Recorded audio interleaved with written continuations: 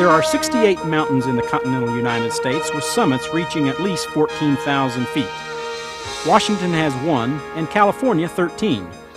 The rest of the 14ers are located in the Rocky Mountains of Colorado. This program is your guide as you climb the Rockies. Our goal for this program is to reach the summit of Long's Peak. The mountain is Colorado's 15th highest at 14,255 feet and is located approximately 10 miles south of the town of Estes Park in the beautiful Rocky Mountain National Park. Estes Park is the home base of the Colorado Mountain School, a nationally recognized and internationally experienced mountaineering school and guide service. CMS provided our host and mountain guide for this trip. Jack Gorby has been guiding with CMS for over a decade in mountain ranges all over the world. When he's not adventuring, he can be found in a classroom at John Marshall Law School in Chicago. He's a professor of constitutional law and reminds one of Indiana Jones. He's a world-class adventurer with a sparkle in his eye that seems to attract people wherever he goes. Also joining us is Leslie Kermath. She's an experienced rock climber and amateur naturalist. She works behind the counter at CMS on a part-time basis. I'm Jerry Presley, and I will act as your eyes and ears on this trip. Stay tuned because we're going to start our adventure after these messages.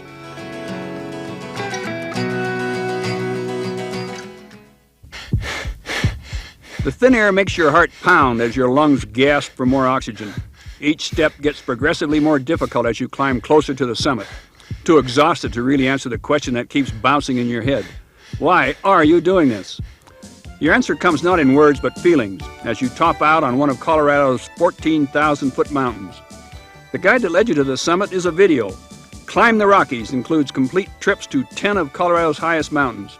This 52-minute VHS stereo cassette takes you up some of the Rockies' most spectacular summits via easy, moderate, and difficult trails. Each trip begins with general mountain information, a trailhead map, and aerial views of the route. The most valuable segments include actual scenes of the climb. Know your mountain before you set out. Order Climb the Rockies for only $19.95 plus $3 shipping and handling. Visa and MasterCard accepted. Television that makes you want to take a hike.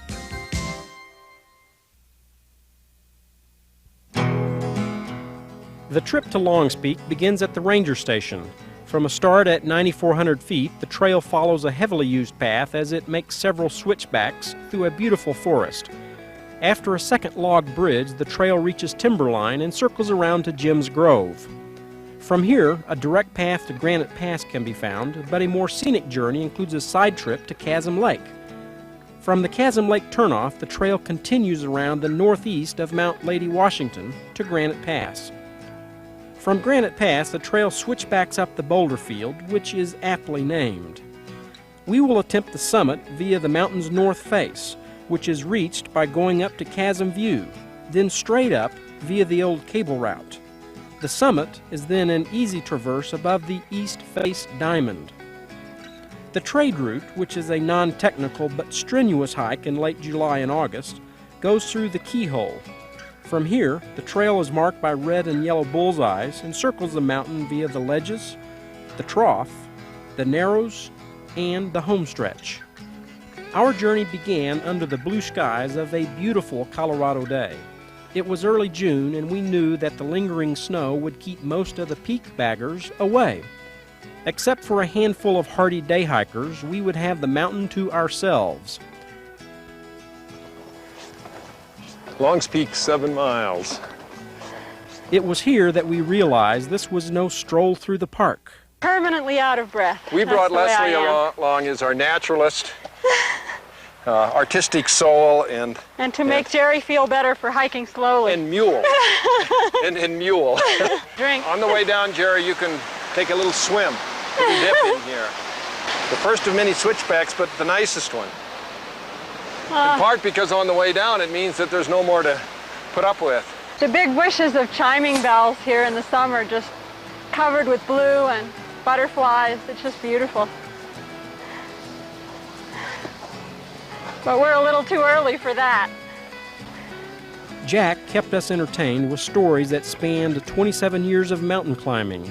He also enlightened us with other stories of landmark legal cases. Every so often, he would get excited and pull us over to point something out. This is a little clearing in the trail, not too far from the trailhead, on the way up, and most people just go clomping right by and don't take a peek out here. But in this clearing, you can look up high and you can see the top of Meeker, which is about 80, 90 feet, less than 14,000. There are some really nice climbs on Meeker, although it's not often climbed. We had a typical spring day in the Rockies. It started with short sleeves and number 15 sunblock. Just a few minutes later, we had to bundle up. They say in these parts that if you don't like the weather, wait 5 minutes. It'll change. The validity of this hypothesis was proven a second time because just as quickly as it turned foul, it turned nice again.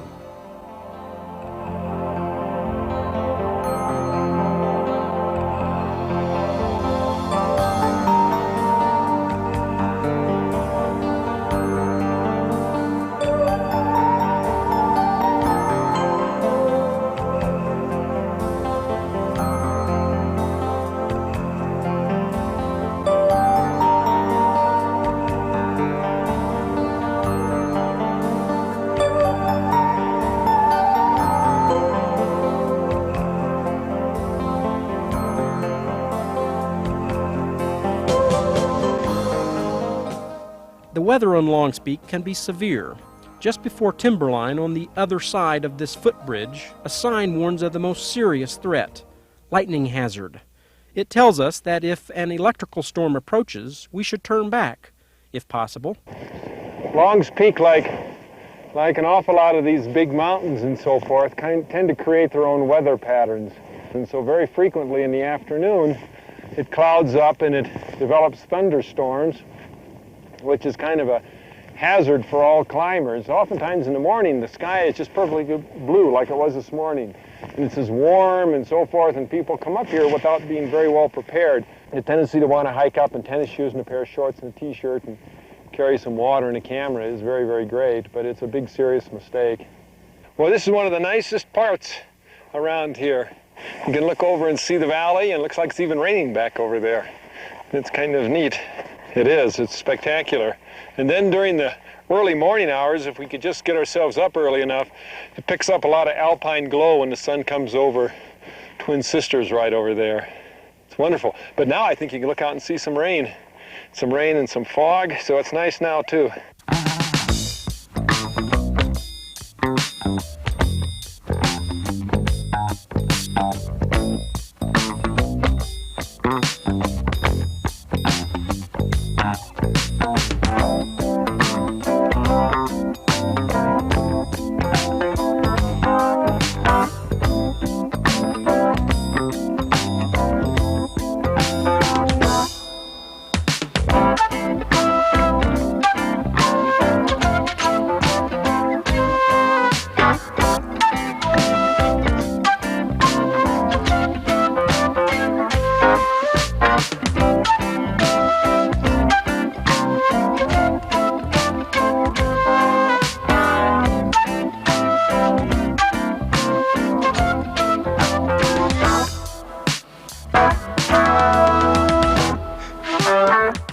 The trail junction at Jim's Grove is a popular spot to stop and water up. It provides a beautiful view of Longspeak, guarded on the right by Mount Lady Washington.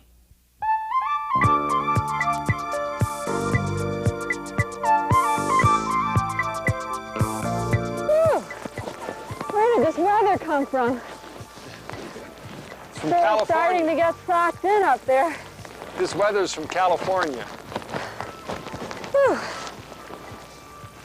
They're the ones who are responsible for most of the bad weather that comes from Colorado.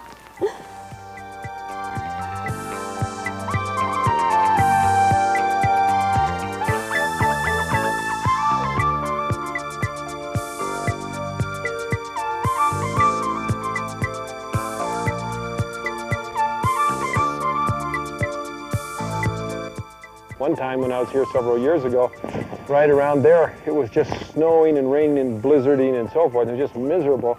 And I was hiking by myself down from up there by Broadway, and I heard this whimpering and crying, and I came around by a rock, and inside the rock were huddled two girls. They were just holding each other and frightened to death and crying, and no one else was around, and they didn't know what to do. And they didn't know whether they ought to stay there or get down, and I thought they were going to get hypothermia and so forth, and so I kind of prodded them and said, get going, and it rained a bit and so forth. But as we got down by timberline, their mood improved a bit, and the sun came out, and they realized they were going to live. And it turned out that they were from Baton Rouge, and they came up here, and they were amateur painters. So when we got down to the bottom, one of them said to me, you know, Jack, we're Christians. That kind of struck me as an interesting comment. And they said, well, we were praying that someone would come to save us and out of the storm and so forth. And here you came, and you saved us, and they were most thankful. And I reported that to my father, and he said, only God can save them. You may have rescued them, but only God can save them. As we came closer to the Chasm Lake Trail junction, the snowfields became larger and more numerous. Here, Jack teaches us the proper method of kick-stepping. Go up on the snow like this, Leslie. Rather than being so uncertain about it, just kind of kick the steps. Okay. You don't need to do it twice, just one time. Okay. So just, here, watch. Like this? See? Watch. Whoa! There we go. I think you found a post hole. Jack must be a wonderful classroom teacher. He'll do most anything to make a point. Longs Peak is within the jurisdiction of the National Park Service, and if you commit a crime, here's the cop that will catch you. Because of heavy use, the Park Service requires all overnight backpackers to obtain a permit from one of the backcountry offices. The permit system protects the mountain from overuse and also assures backpackers and mountain climbers that a campsite will be available. At the Chasm Lake Junction, we decided to take a short side trip to the base of the east face of Longs. Along this 3/4 of a mile trail is the most spectacular scenery found anywhere in America. Stay tuned. We'll journey to Chasm Lake when we return.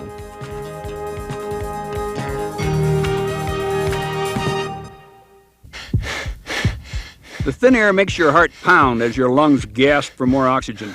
Each step gets progressively more difficult as you climb closer to the summit. Too exhausted to really answer the question that keeps bouncing in your head. Why are you doing this? Your answer comes not in words but feelings as you top out on one of Colorado's 14,000-foot mountains. The guide that led you to the summit is a video. Climb the Rockies includes complete trips to 10 of Colorado's highest mountains. This 52-minute VHS stereo cassette takes you up some of the Rockies' most spectacular summits via easy, moderate, and difficult trails. Each trip begins with general mountain information, a trailhead map, and aerial views of the route. The most valuable segments include actual scenes of the climb. Know your mountain before you set out. Order Climb the Rockies for only $19.95 plus $3 shipping and handling. Visa and MasterCard accepted. Television that makes you want to take a hike.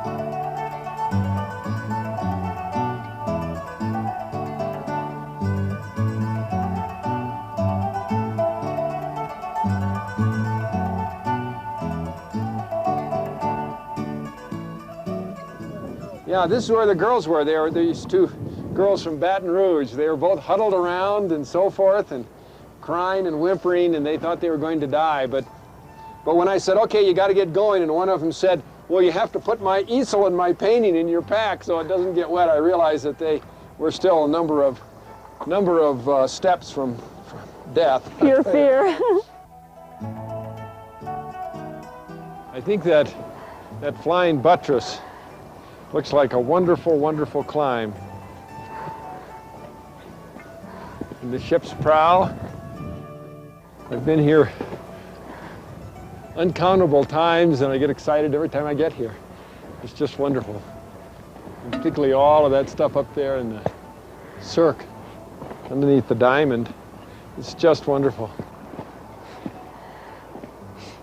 Yeah, the shelter, I don't know exactly when it was built, but many of the really old pictures that they have of Long's Peak, every time people would come up here to do some sort of climb, they'd all have to climb on that shelter and get their pictures taken. It's kind of hard to come up here without doing some of the climb. Doing a route on the patrol cabin. Whoa, falling on this thing already.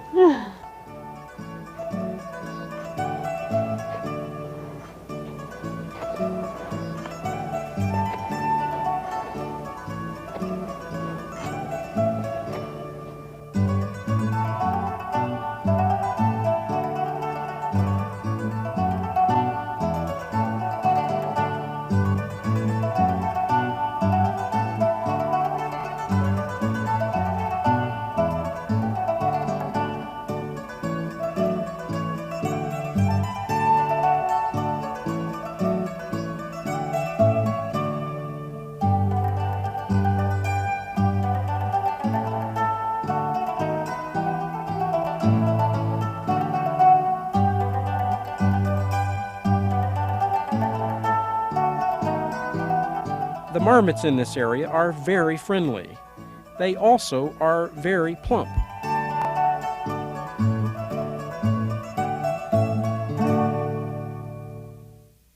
After our side trip to Chasm Lake, we saddled back up and continued our journey to Granite Pass.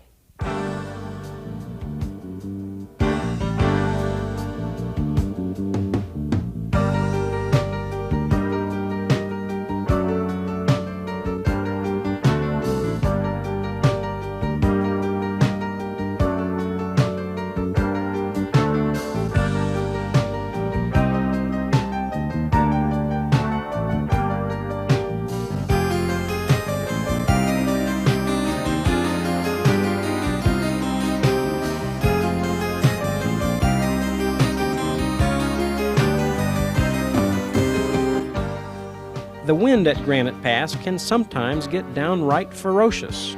That's why there's usually very little snow here. It all gets blown down to Jim's Grove. The weather today, however, is absolutely serene by Granite Pass standards.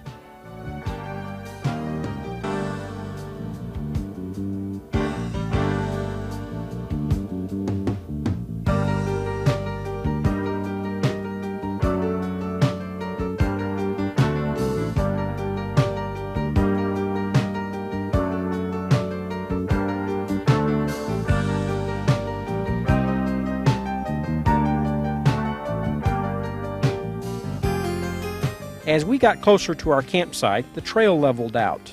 It wouldn't be long before our shelter would be up and we could refuel our bodies with a hot meal. The boulder field contains a dozen or so of these large circular campsites.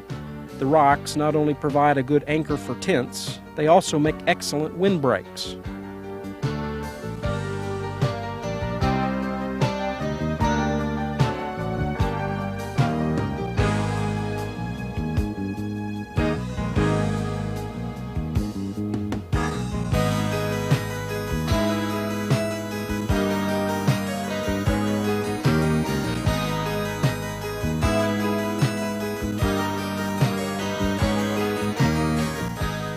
When we return, we will attempt the summit.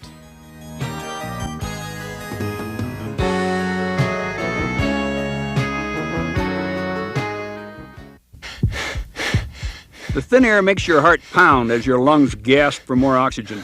Each step gets progressively more difficult as you climb closer to the summit, too exhausted to really answer the question that keeps bouncing in your head. Why are you doing this? Your answer comes not in words but feelings as you top out on one of Colorado's 14,000-foot mountains. The guide that led you to the summit is a video. Climb the Rockies includes complete trips to 10 of Colorado's highest mountains. This 52-minute VHS stereo cassette takes you up some of the Rockies' most spectacular summits via easy, moderate, and difficult trails. Each trip begins with general mountain information, a trailhead map, and aerial views of the route. The most valuable segments include actual scenes of the climb. Know your mountain before you set out. Order Climb the Rockies for only $19.95 plus $3 shipping and handling. Visa and MasterCard accepted. Television that makes you want to take a hike.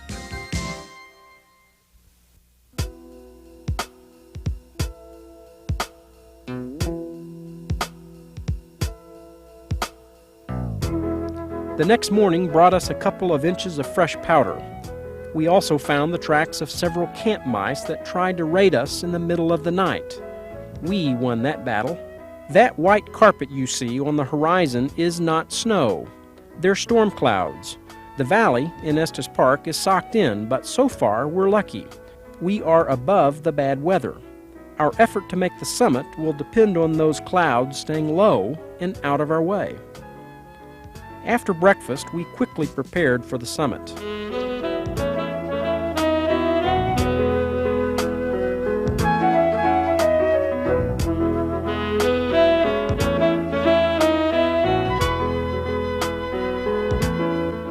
Well, as you're looking at it up there, you can see absolutely nothing. The clouds coming up from the chasm lake seems to engulf the whole north face. And once we get to the cables, the normal route goes to the left, but I'm thinking it'd be easier to protect the thing if we go straight up. In the snow, I think we can cramp on, and there are a lot of boulders, and we can probably use some protection there and try to work our way to the top. And the weather is certainly unstable. There's a lot of clouds blowing in and out and so forth, but it's not totally discouraging. A lot of nice blue sky over to the west, and winds usually come from the west, so maybe we'll be surprised and sunburned by the end of the day.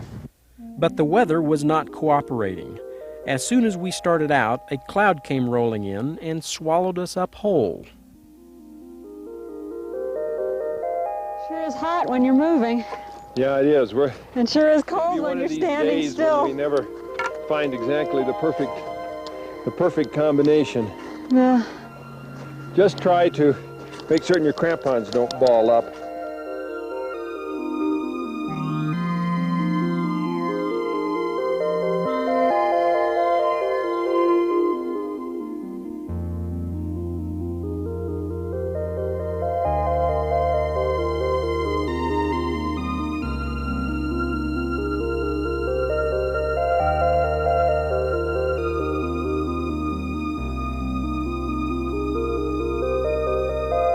I think the right apparel for this sort of an expedition is a swimsuit and a snowsuit.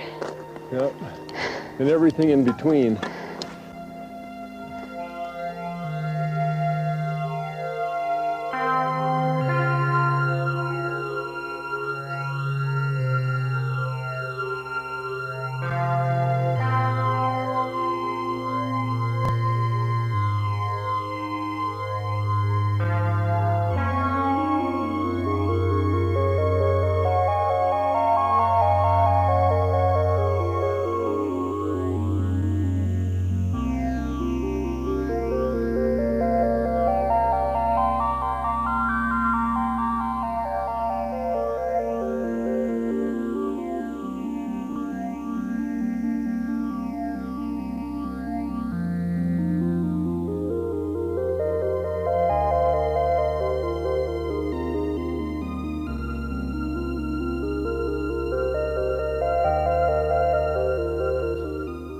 Every now and then, the weather gods would tease us with a patch of blue and a gorgeous view.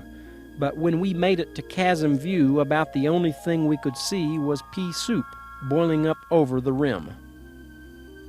The crux of the climb was the almost vertical section above Chasm View, the old cable route.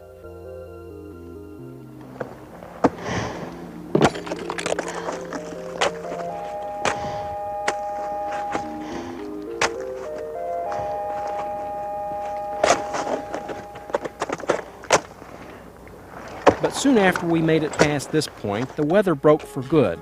Visibility was shot, and we could hear the thunder getting closer and closer. We decided to follow the advice of that weather-beaten trail sign we saw on the way up. So we abandoned the attempt at the summit and rappelled down to a safer altitude. The summit of Longs would not be climbed that day, And that, as every mountaineer knows, is part of the mountaineering experience. The risk of failure is what makes the reward of success so enjoyable. People climb mountains only if it presents a challenge.